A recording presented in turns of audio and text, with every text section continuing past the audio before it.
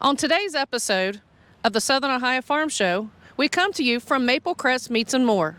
We're also at the Snow Hill Country Club and Banquet Center, and then we'll also be visiting Wilmington College and talking about their equestrian center.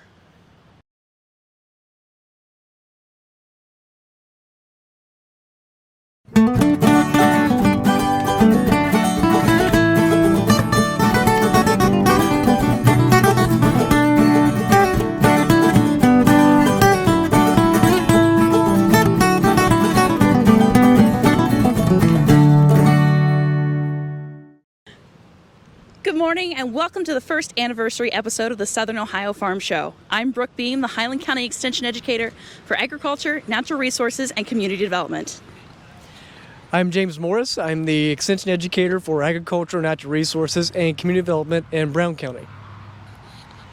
And I'm Richard Purden. I'm the Extension Educator for Ag and Natural Resources and Community Development for Adams County. And I'm Gigi Neal, Ag and Natural Resource Educator in Claremont County. And welcome to the Southern Ohio Farm Show. Hey everybody, Aaron Wilson, OSU Extension Climatologist here with another weather update for the Southern Ohio Farm Show.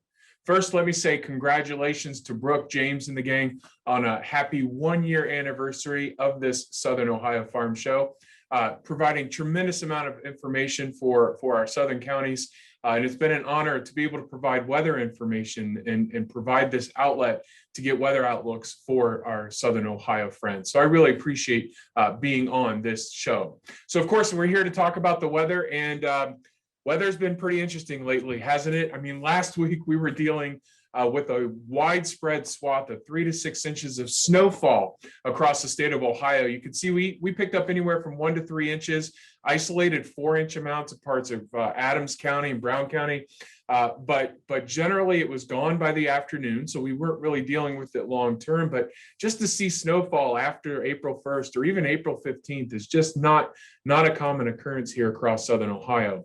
Of course, conditions really finally started warming up. You know, we had a coolish weekend. The last couple of days have been absolutely beautiful with highs in the 70s and then even 80s yesterday. And we're going to stick around with that weather, and we'll get to that in just a second. So looking at the last 7 days, temperatures have been averaging anywhere from 8 to 12 degrees below average. And so that's sent the last 30 days now below average across southern counties of Ohio as well. So we're looking at anywhere from 1 to 4 degrees below average over the last 30 days. One thing that has done certainly has kept those cicadas, brood 10, brood X, in the ground. So we haven't had to deal with those just yet, but before too long, we will be dealing with those cicadas. Looking at the precipitation, so despite some rainfall that we saw over the weekend and last week's snowfall, generally precipitation this week was on the light side. We only picked up anywhere to between about 50 and maybe 80% of normal. And over the last 30 days, conditions have been pretty dry. It's allowed southern counties to dry out after a pretty wet March, although we're starting to see a lot of drought areas intensify across northern and northeast Ohio. So that's something we're going to be monitoring up that region. And it's slowly starting to encroach upon our southern counties as well. So we'll have to really pay close attention over the next couple of weeks. We do have a decent sized rainmaker moving in today. We will again see warm temperatures, highs today expected in the upper 70s. We'll have showers and thunderstorms around. We could see anywhere from 1 to 2 inches of rainfall over the next 48 hours, lingering through today and also into tomorrow. Slightly cooler tomorrow as well. Even cooler still on Friday with a few lingering showers around. We're looking at highs in the upper 50s to low 60s.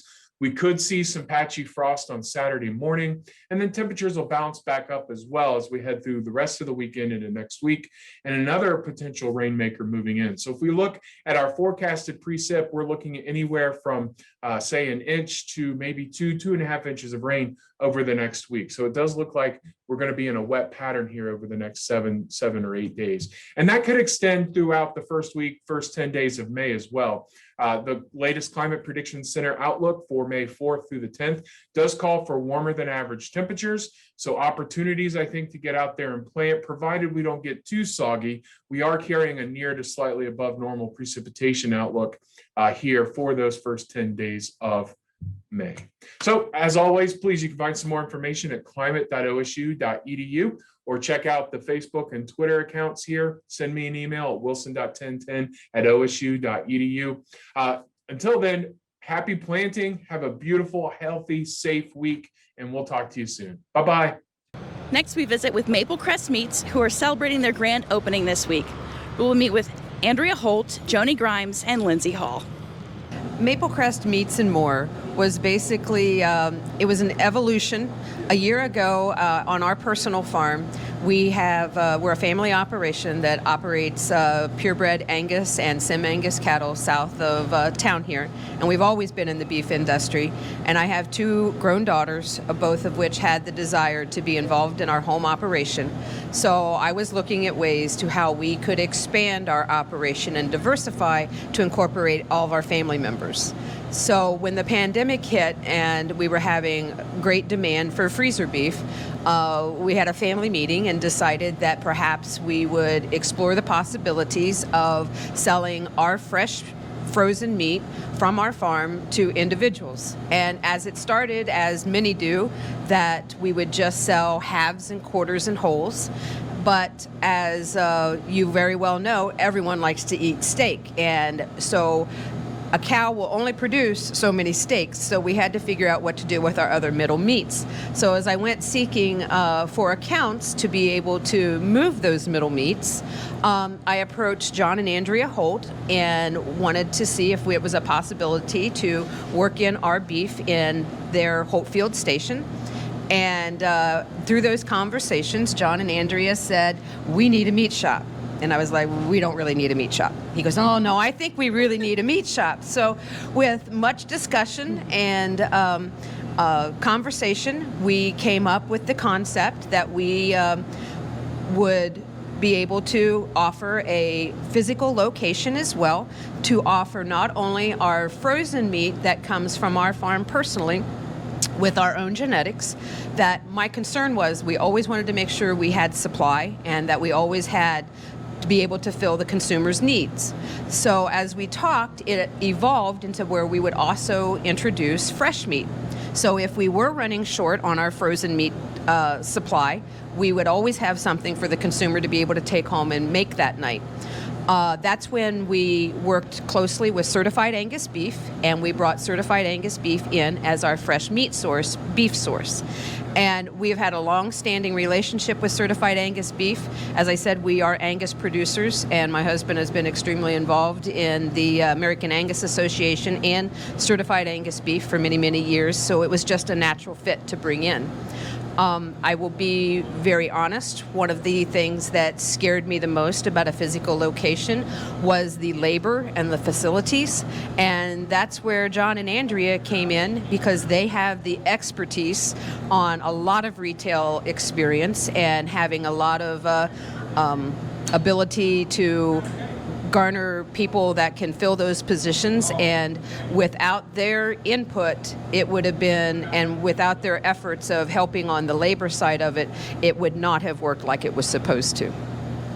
And with getting their product, we already knew that it was a good product, so that was easy. It's easy to market something that you know is a good product, so that was really great. That was easy. I had worked with John and Joni before, and different activities here, so it was a great partnership. And so then when we decided to have it down here, we just started talking about other things to add to the store, and we've just kind of build it a little bit as we go, try to fill this store with things that we think that people would like other than the meat. That's the big draw, that's the number one thing, but we've just added different things in here. And this community has been so good to us always. And so when we've opened this up, we've been open a month, and it's been super.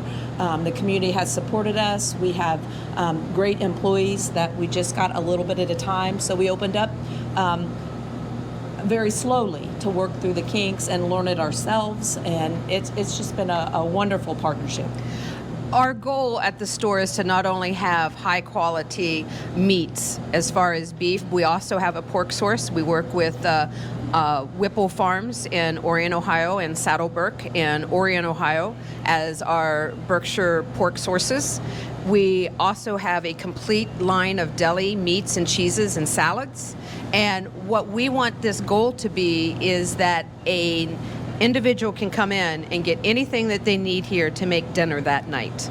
And so we hope by the variety that we have, we also want to definitely build a lunch trade with fresh cut sandwiches at lunch. And be looking for our specials on Facebook. We will try to have features every day. We will have a menu soon to where people can call in orders and that we can make to meet people's needs, whether it be trays, sandwiches for the office, whatever the case may be. We have local suppliers also. We have some honey, maple syrup. We have some cutting boards in here. So it's more than just coming in for meat. Like Joni said, spices, lots of different things, rubs. So when you come in here, we want you to be able to start it with the great meat and then fill in with it. We have beverages, drinks, and that's what we're doing.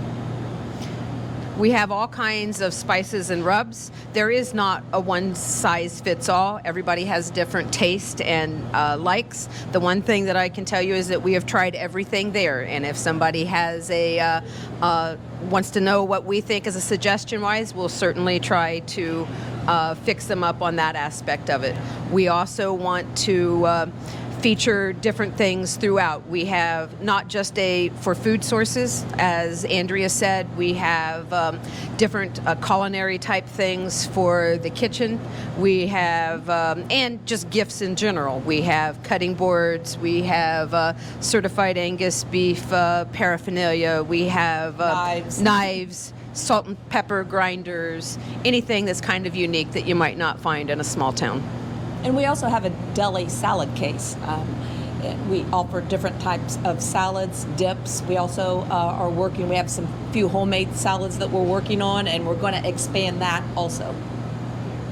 We have a wonderful staff here at Maple Crest Meats and More as well. It's kind of been a little bit of a hodgepodge, but our featured meat cutter and chef is Mike Allering, and many of you may know Mike from locally doing different catering events. He is with us full time and has been quite an asset in making our fresh meat case look very attractive. We also, that is ahead of the deli department, is Bobby Morgan, and Bobby is a longtime resident of Highland County that has been quite a plus as well. Lindsay, would you expand a little bit about the actual Maple Crest meats and how we develop and feed them and the product that we have in the freezers? Yeah, so the product that we have is, honestly, we talked about the certified Angus beef brand and those products that we carry, but the genetics that our family uses for the beef that you see on our shelves is very much the same. And actually, if you look, it's just as good a quality, if not better, than what's in our fresh meat case. And that's something, that my parents and our family have worked on for generations and years to refine those genetics and, using livestock that perform not only on hoof, but on the rail. And so quality is the name of the game, and that's something that we've really strived and worked hard for to make sure we have a good, consistent product in our freezers. We develop our meat in that we tout it as being pasture-raised, grain-fed. And all of our calves that we start are born on our place at this time. We have them from conception all the way through to the feedlot. And we can tell you a little bit about every one of them that's there. We feel that using the landscape that we have in southern Ohio is a very good combination of that they are developed on grass and then they go to our feeding facility to where they are finished out on a grain diet to give us the highest quality, best marbling product that we can produce. Another service that we offer here at Maple Crest Meats is not only can you buy beef by the retail pieces here, but also in bulk. We offer some different bulk packages. If you're not interested in as much as a half or a whole, we've got a big box combo that's about 100 pounds, which is a little bit less than a quarter. But if you are interested in, bulk pricing, we do sell halves and whole beef as well. So you just have to call ahead and schedule those in, and we can work on getting it processed to your specifications and how you like, and we'll have it all packaged up, and people can come in here and pick it up here right at the store. We also do have a source for half hogs, so we can do half or whole pork if one so desires to have that as well. Hello, my name's Richard Purrin with OSU Extension. I'm the Ag and Natural Resource Educator and Community Development Educator for Adams County, Ohio, and we're here today at Snow Hill Golf Course here with Dave Miller. He's the grounds crew superintendent here at the Snow Hill Golf Course. So Dave, today's a beautiful day. You know, a lot of people are starting to get out there and mow their yards and take care of their turf-type grasses. How do you actually take care of your turf-type grasses here on the golf course? And I guess what's the best way to manage if somebody was to have turf on their property? Okay. What's a good way to manage turf this time of year? Well, I think what I would do first is start off in the fall time. Okay. Around September, early October, put out a fall fertilization. Okay. Fertilizer is always good. If you do it in the springtime and you get the flush of growth, you're mowing every 3 to 4 days and all that stuff. So the best time to start off a good yard in the springtime is to fertilize in the fall time with a kind of a high nitrogen. So on a fertilizer analysis, you'd have 3 numbers. You'd have your nitrogen, your phosphorus, and your potassium. Yeah. With that, you have to worry more so on the nitrogen than the other 3. But if you put the other 3 in there, that'll help anyway. That'll help good. Okay.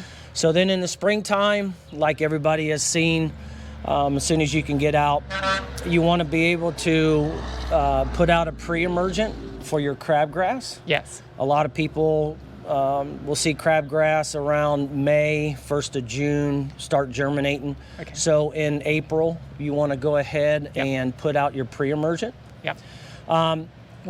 We try not to put it on fertilizer just because of what I just said earlier about all that, because then you'll be mowing like crazy. Yeah.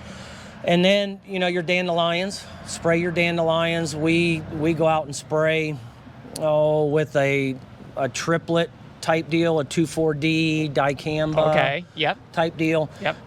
You can go with straight 2,4-D if you want, but if you get the threesome or the triplet, it would be a common name. Yeah. That it puts 3 chemical in there to kind of help everything out with the clover and the dandelions and stuff like that. Yeah, and your 2,4-D and your dicambas have no effect on the grasses. No, they're just on the broadleaf weeds, correct? Right. You don't want to use Roundup. Yes. Don't use Roundup on there, because anything green, that will kill. Yes. So that'll be more of a broadleaf type deal on there. Okay. So that's like early spring. That's what we're actually doing now in April, even though it's going to be 80 degrees today. It's kind of a fluctuation. Yep. Up and down weather of Ohio. Correct. Yep. So out here we got basically Kentucky bluegrass, perennial rye, and a little bit of poania. Poania will come out, just in the neighbors' yards, throughout the air, all the seed heads and all that stuff. So basically that's what we deal with. And then on the golf course, the shortcut grass is bent grass. Bent like grass? a creeping bent grass. Okay. They call it creeping bent grass because it doesn't grow upright. It kind of grows sideways. It kind of lays over. It bends over. It bends over. Right, so that's why they call it bent grass. So does that make it easier to mow, or what's the benefit of that? Well, the only benefit is you can mow it at a lower height. Oh, okay. So like on our greens, we mow at 0.120 inches, which is about 1/8 of an inch. Okay. And then our fairways are mowed at 1/2 an inch. Okay. So bluegrass, you couldn't do that. You could, but it wouldn't grow very good. It's just this bent grass is made to grow at low heights. Okay. Which is good for golfers, for the ball to roll and all that stuff to play off of it. Yeah. So then the only problem with that though is it's maintaining it's a little bit different because of the diseases and all that stuff. Just because it's cut so low to the ground, it might be more susceptible to diseases or insect pressure and stuff like that. That is correct. That is correct. So for most people, like just in their backyards or just their home yards, these species would work too, but what if they want to do a reseeding or a new seeding? How should they go about that? Should that be done this time of year, or should we wait until the fall to do our seedings? Well, there's actually you could do both. Okay. Basically. Okay. What you want to either do it early in the year, Yeah. like in March or early April, Okay. or do it late, like September, October. Okay. The reason, so if you do it too late in the springtime, everything dries up in June, July, Okay. August. Yes. And those new seedlings won't get roots down far enough. Yeah. And then they'll burn up, yeah. basically. Yeah. So if you do it like the end of March, you give that grass a chance with the roots to penetrate Yeah. a little bit deeper in there, so Yeah. that they have a water source. So Yes. it doesn't, unless you irrigate. Okay. Now you put your sprinkler out there Yeah. and run your sprinklers and all that stuff, then you can do it Yeah. a little bit later. But a lot of people don't want to put the Yeah. sprinklers out Yeah. all summer long and have to deal with that. Now, do you suggest putting compost or sod on to hold moisture in as you seed on the actual landscape, or just leave it bare? when you do I this? would, well, what we do out here, we put straw on it. Okay. We just sprinkle, just plain old straw, let the grass come up a little bit when it gets up past the straw layer that you put on there. Not Yes. real heavy. I mean, Yes. you don't want to like cake it. Yeah. But if you just kind of sprinkle it so you barely see the ground, because what you want to do is keep that moisture in there. Yes. Not let the sun evaporate it out and all that stuff. Yeah. Give those seedlings a little bit of chance, because Yeah. they're real small. They're only in the top 16th of an inch or Yes. something like Yeah. that. So just give them a chance to root in there. And then once it comes up, we kind of rake part of it off so that Okay. it doesn't make a big mess. And then if you Yeah. go to mow it, and then it makes it finer. All right. And then it's more compact on Yeah. the ground and all that stuff. Then it chokes that grass out. Yes. So you could do one or two things. If you got little patches, what we do out here, like if you got spots, let's say you had a big crabgrass spot in one and it died off and it's bare. Yeah. What we would do is get a little bit of topsoil Yeah. and sprinkle a little topsoil on Yeah. there, seed it. And then we turn a leaf rake upside down and run it over real lightly, and it kind of incorporates that grass seed into that soil layer. Yeah. And then sprinkle it with sod, with straw. Straw. Okay. And then if you want, if you got a bigger area, real nice, maybe by a patio or walkway or something like that, then you can sod it. But if Yeah. you do sod, you got to strip everything else off. Yes. You can't, if you got existing grass on there and you put sod on top of it, it kind of messes up. It doesn't allow it. That grass is going to want to come up through there. It's going to Yeah. make your sod unlevel. Yeah. And it won't let your roots come down through there. Good deal. And stuff like that. Or, but basically that's about what we do out here. All right. Good deal. So once a person gets a new seeding done and is starting to grow, let's say it turns off wet and the grass gets really tall. Would it hurt it to let it get too tall and then mow it? Or what's the proper mowing height? Basically what they say is no more than double. No more than double the No more height. than double. So if you're going to mow your grass throughout the year at 2 inches, Okay. you don't want it to get above 4.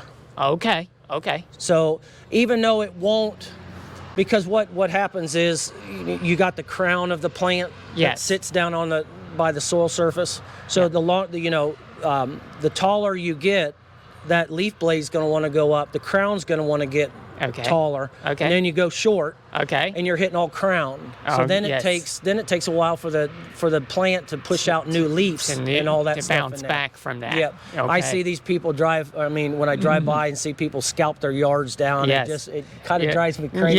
Yeah, I 'cause understand. You still got to mow it. Yes. It's still going to come back. Yeah. But I don't think it looks very good because you're Yeah. all down to the crown. Yeah. It kind of yeah. turns it yellow and stuff. I often deal with this on a different level with our farmers that raise cattle and other livestock that graze. Yeah. I tell them not to take more than half of the size of the plant. So Right. grazing heights of 4 inches. Same thing with our mower. Right. Our mower could be considered that grazing animal out there Exactly. where we don't want to overgraze or overmow. Right. Because that takes the life out of the plant. Right. So Correct. Very, Correct. Very good. Well, I appreciate it, Dave. No problem. You've been a wealth of knowledge, and I think everybody can learn something from this and take back and Perfect. have a beautiful yard this Perfect. spring. That sounds good. That sounds good. All right. Thanks. Thank you, Dave. Yep. All right, Dave. So you and Richard talked a little bit about the establishment and what kind of species you have out here and the basic overall management as far as mowing goes. Let's talk a little bit about pest management. We definitely are going to have some insect pests, and we talked about some crabgrass as being a weed pest. But what about diseases and insects? Is there anything you guys really battle with out here that you have to consistently manage? As we talked earlier, with our bent grass, like on our greens, fairways, and tees, it is very susceptible to dollar spot. And we have to go out and spray, probably I'll be starting here soon. We spray that every 2 weeks with the chemicals and all that stuff. That's our biggest one. A lot of guys, will have like a brown patch or anthracnose that will attack the poania. But the biggest one we have out here is dollar spot. And like I said, we spend most of our chemical budget on that. We can go with more of a contact. And once you actually spray it, it will go away, but it's always in the air. It's in the moisture. It's in the dew. It's in the humidity. Basically, I say it's in the air. Yeah, no matter what you do, it's going to come back. And it's going to come back. Now, on the bluegrass, it's a little different. That's more, it doesn't really kill it. The bent grass, it could. If we weren't going to spray or anything like that, it would actually start off as a dollar spot, and then it gets bigger. And then it sinks, kind of makes the grass sink, and it will actually get down to the crown and suffocate it, basically. Okay. So without management, we're going to have it increase throughout the golf course. Right. So with that strategy, are you doing more of a reactive kind of a spot spray as you find it, or are you doing a preventative, just a broadcast application? We do on our greens, tees, and fairways, we do a preventative all over, entire coverage. Now on the bluegrass, the surrounds that's a little bit taller, it's not as bad. We do a spot spray on those. We'll go around and take the sprayer around there and then just hit it as needed. Yeah. And that takes a little bit longer just because of that grass is a little taller. And a little bit less susceptible to it. And then with the insects, it's just like anybody else. We have one species that comes in the springtime is the black turfgrass attenuus. And we'll spray for that a little bit earlier, which will probably be mid-May. We have a chemical out here that is kind of like a season-long, sort of like Merit is on there for grubs. But we also have one for turfgrass attenuus and grubs that you can spray a little bit earlier to control a lot more of the insects and stuff like that. So, but we have Mass Schaefer. I can't think of grubs. Just grubs, Japanese beetles. I couldn't think of the word on there. So we go out there and spray for those too.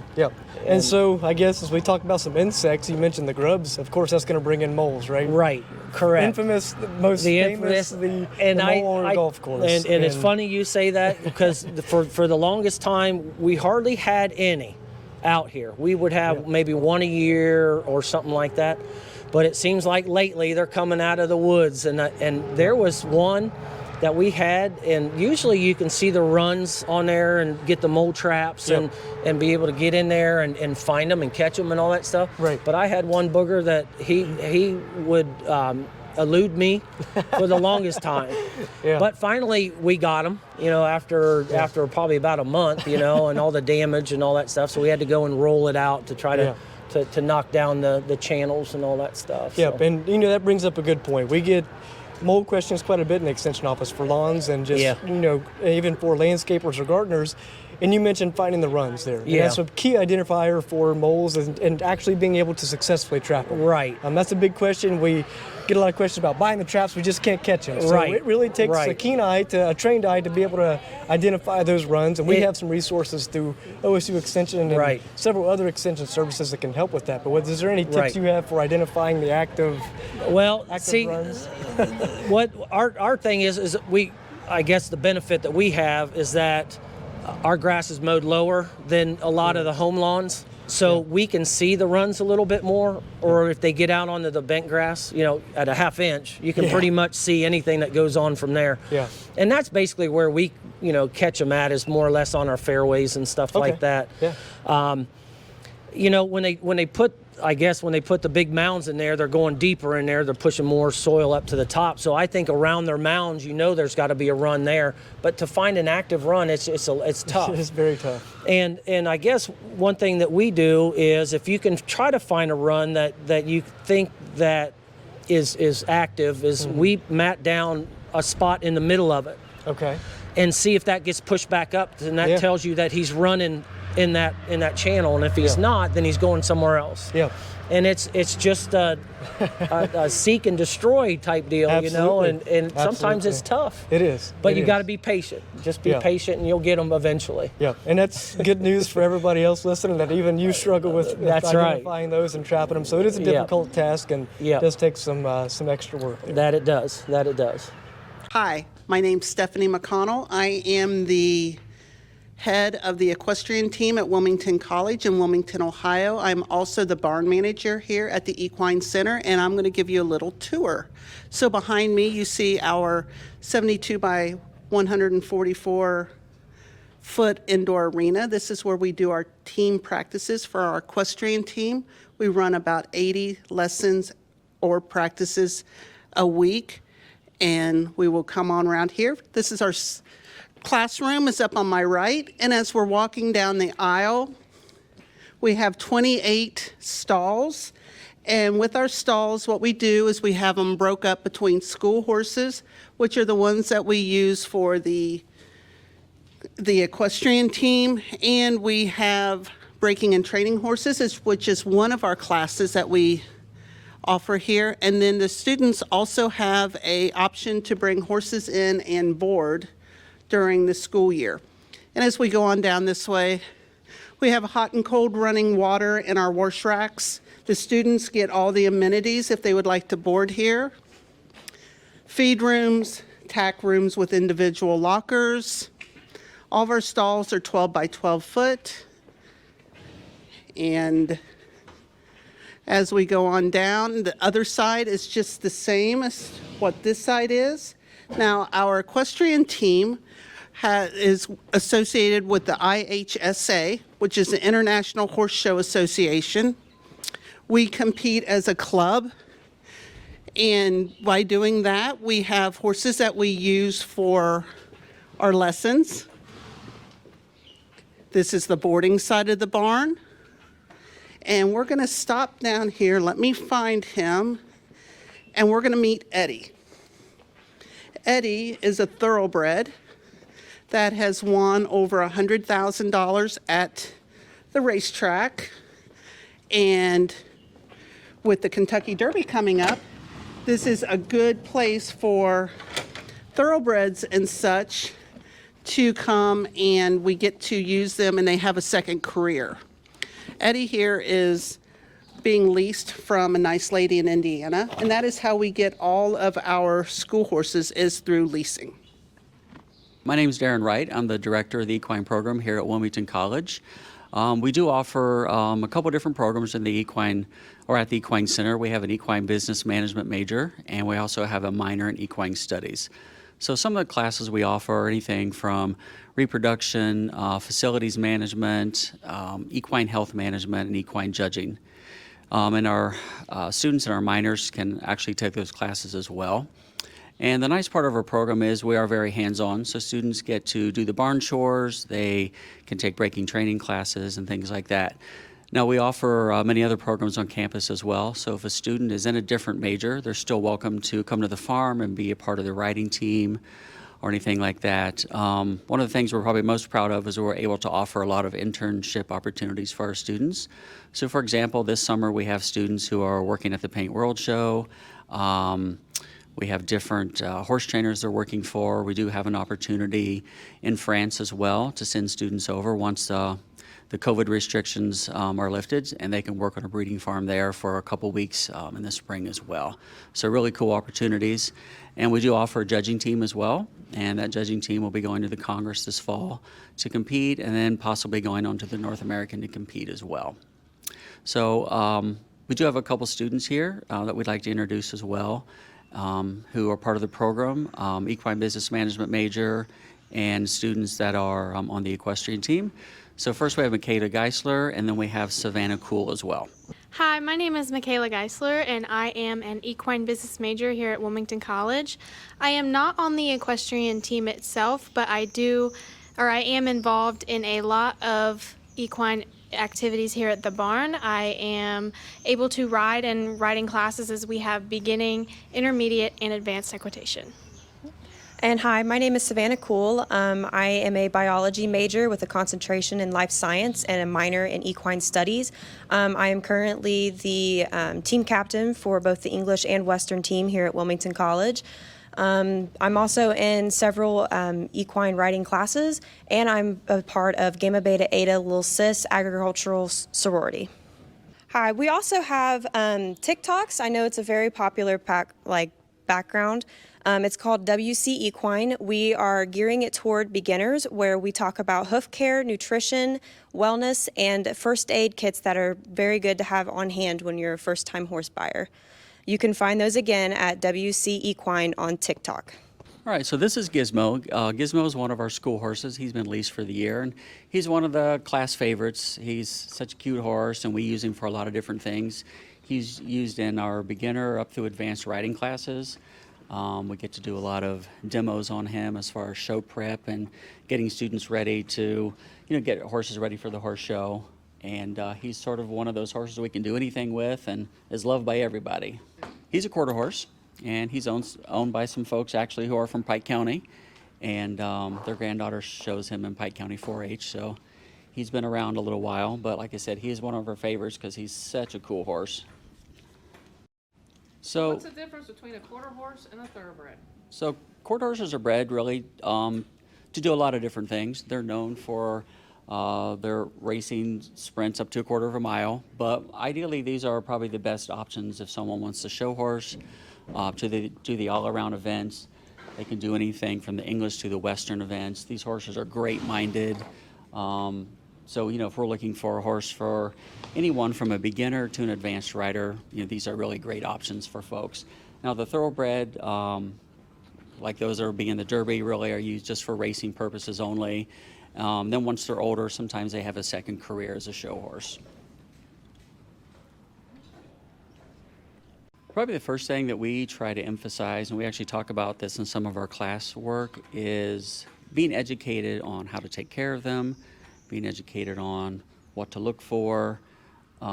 Actually, some of our students have made some educational TikTok videos on basic care, basic training, and nutrition. So those would be something that students or anyone can look up and see some of our students in action. But really, probably the biggest thing we can emphasize for anyone getting in the horse industry is to find somebody that is educated that can help you. For our breaking and training class, we have a variety of different horses that come in, anywhere from quarter horses to thoroughbreds, and obviously these two little ponies. We're part of their program as well. And our students did a really good job with these two. They came in and they knew how to lead, and that was about it. And the students have taught them to drive. We've had them hooked up to the cart.